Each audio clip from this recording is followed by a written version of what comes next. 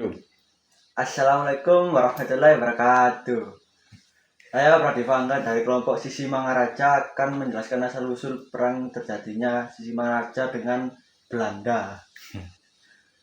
Perlawanan rakyat Tapanuli melawan Belanda disebabkan oleh agama Batak kuno yang dianut masyarakat terancam oleh kehadiran agama Kristen.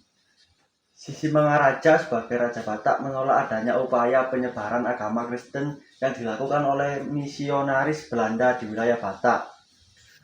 Hal tersebut karena Sisi Mangaraja khawatir kepercayaan dan tradisi animisme rakyat akan tragis dan perkembangan agama Kristen.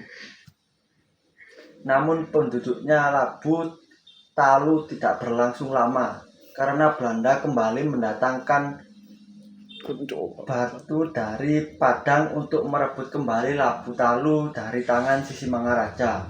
Perlawanan Sisi Mangaraja dalam perang Batak mulai meredup semenjak wilayah Huta Parong diduduki oleh Sisi Mangaraja dan pasukan hingga terjadi pertempuran di daerah Tamba.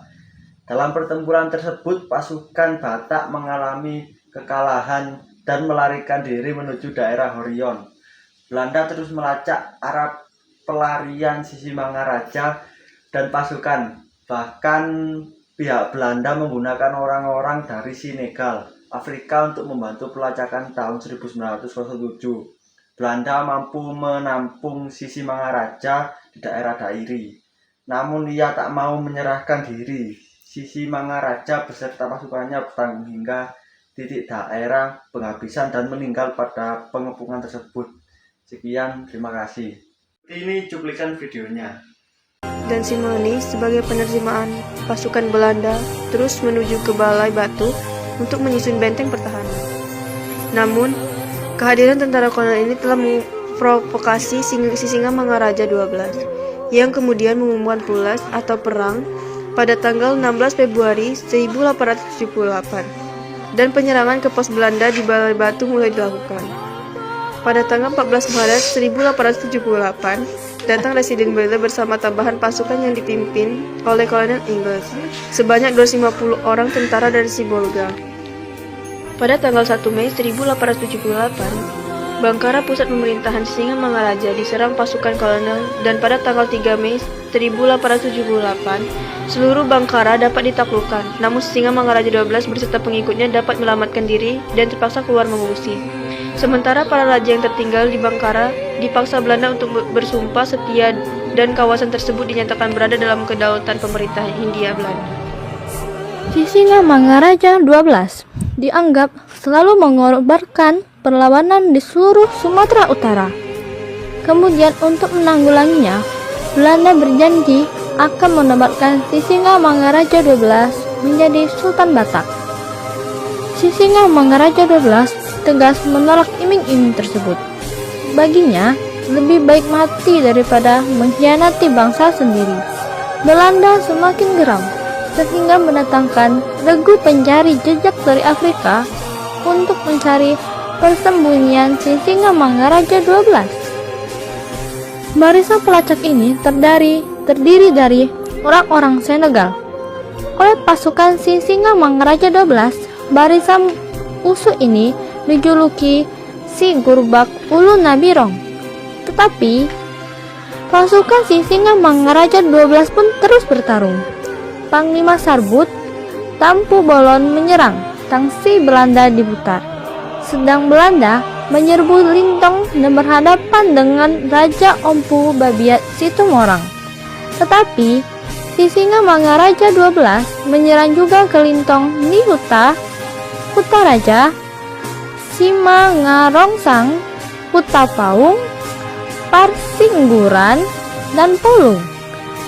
Panglima Singa Mangaraja 12 yang terkenal Aman Dopang Manulang tertangkap, dan Toko Parmalin yang menjadi penasehat khusus Raja Singa Mangaraja 12. Guru Somaling Pardede juga ditawan oleh Belanda.